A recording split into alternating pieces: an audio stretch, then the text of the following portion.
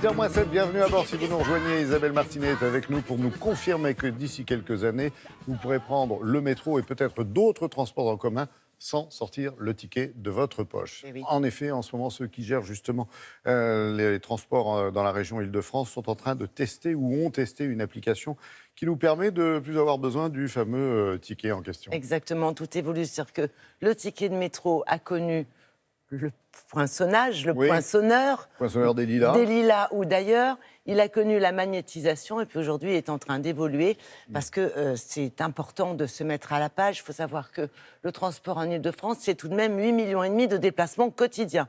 Et il se vend 550 millions de tickets de métro par an. Or, il s'avère que sur cette quantité de tickets de métro, 10% se démagnétisent. Donc, il fallait faire évoluer ce fameux ticket avec effectivement une période de test plus ou moins longue pour voir comment les applications smartphone peuvent fonctionner pour franchir directement les portiques du métro. Alors, ce que j'ai trouvé sympa, c'est que c'est directement l'équipe RATP qui sont à la fois jugés partis, c'est-à-dire ces gens de la RATP qui testent eux-mêmes, parce que ce sont aussi des clients, le principe. Donc, on est allé voir d'un petit peu plus près comment ça fonctionne.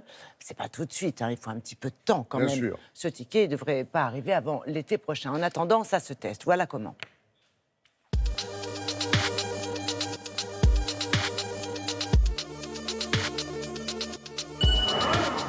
Les grandes villes européennes vont vers la modernisation de leur billettique. Donc c'est pour ça qu'il a été mis en place un vrai plan de modernisation en 2016 pour justement accélérer cette modernisation et rattraper les autres capitales européennes. Un usager pourra acheter un certain nombre de titres transport, les charger sur son téléphone et une fois qu'ils sont chargés, effectivement, se comporter en rentrant comme ceci pour valider. On voit le solde de mes tickets. L'historique de mes déplacements est conservé dans mon téléphone et quand bien évidemment je vais rencontrer un contrôleur, le contrôleur va vérifier avec son terminal de contrôle comme si c'était un pass Navigo en posant le téléphone dessus. Avec le bus, ça fonctionne exactement de la même manière qu'avec le métro ou avec le RER. Il suffit de passer son téléphone sur la cible Île-de-France Mobilité pour débiter un titre T+. Nous sommes un nombre limité de bêta-testeurs, équipés tous avec des téléphones portables compatibles. Cela fait 2 mois que nous essayons différentes combinaisons sur le bus, le métro et le RER.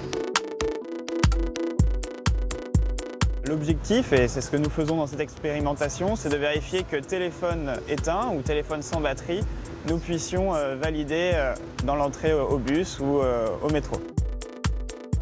Un des principaux avantages que j'ai noté, c'est que j'arrive à l'arrêt de bus, et bien là on n'a pas de guichet ni d'automate pour acheter un titre. Et avec mon téléphone, je peux directement, via la connexion internet, acheter des titres et donc de pouvoir valider dans mon bus. Mi-2019, on aura tout un panel de solutions avec le téléphone portable, avec la carte sans contact qui va supporter les carnets de tickets en prépaiement et avec un nouveau service qui va s'appeler Liberté Plus. Et ce Liberté Plus, c'est un abonnement gratuit et sans engagement qui permettra de payer à la fin du mois seulement sa consommation. Et alors ça, c'est un ensemble de solutions qui permettra à tout le monde d'avoir une alternative au ticket magnétique. Isabelle, sans aller plus vite que le train, c'est appelé à se généraliser. Alors, c'est appelé à se généraliser d'abord pour le ticket de métro, soit à l'unité, soit en carnet, donc que vous pourrez intégrer directement via une application smartphone. Et ensuite, sans doute pour le pass Navigo, mais sans remplacer le pass Navigo. C'est-à-dire que ça pourra se substituer, si vous le souhaitez. Ça ne sera pas une obligation. Ça pourra aussi servir de borne de rechargement de vos tickets. Donc, bon, voilà, c'est la technologie d'aujourd'hui qui s'adapte à tout. Et apparemment, ils sont contents de leur test. Mais ils sont assez contents de leur test. Ils veulent prendre leur temps pour être sûrs que ça fonctionne bien partout. C'est-à-dire que pour l'instant, par exemple, il y a un seul opérateur de téléphone dont la carte SIM est compatible avec cette technologie. Donc, vous voyez, il faut que ça évolue, il faut que ça puisse gagner véritablement le grand public avec tous les procédés. Absolument, le grand public, c'est lui qui est le premier concerné. Merci beaucoup, Isabelle.